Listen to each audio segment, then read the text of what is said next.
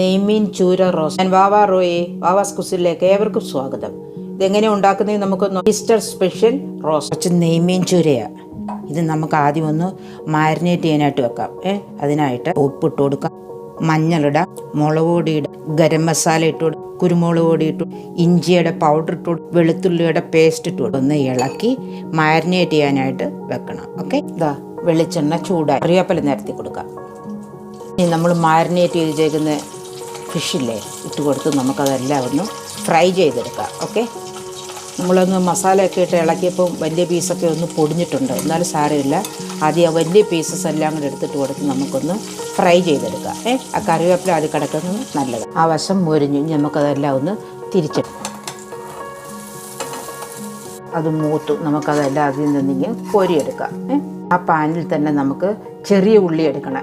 ചെറിയ ഉള്ളി ഉണ്ടെങ്കിൽ അതാണ് നല്ലത്, അല്ലെങ്കിൽ സവാള എടുക്കുക. ഉള്ളി വഴട്ട ഇപ്പം ഉപ്പ് ഇട്ട് കൊടുത്ത് ഇളക്കിയെടുക്കുക. വെളുത്തുള്ളിയുടെ പേസ്റ്റ് ഇട്ട് കൊടുക്കുക, കറിവേപ്പില ഇട്ട് കൊടുക്കുക,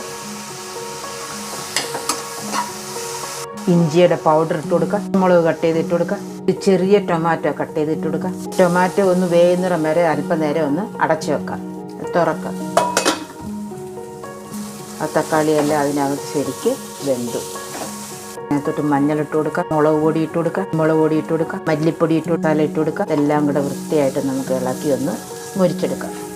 ഞാനത് കുറച്ച് ബട്ടർ ഇട്ട് കൊടുക്കാം, കുറച്ച് ക്യാപ്സിക്കം ഉണ്ട് അതും ഇട്ട് കൊടുത്ത് നമുക്ക് വൃത്തിയായിട്ട് ഇളക്കി യോജിപ്പിക്കാം.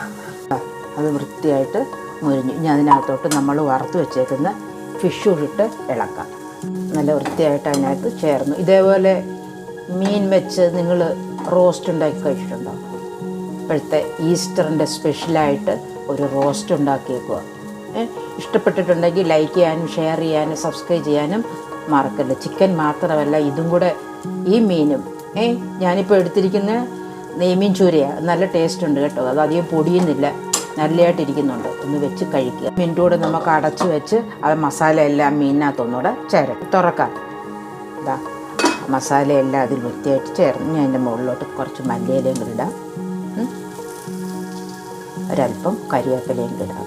സ്വാദിഷ്ടമായ നെയ്മീൻ ചൂരയുടെ റോസ്റ്റ്. ഓക്കെ, ഇനിയും ഇതേപോലെ നല്ലൊരു വീഡിയോയുമായി കടന്നു വരുന്നിടം വരെ ഏവർക്കും താങ്ക്സ്.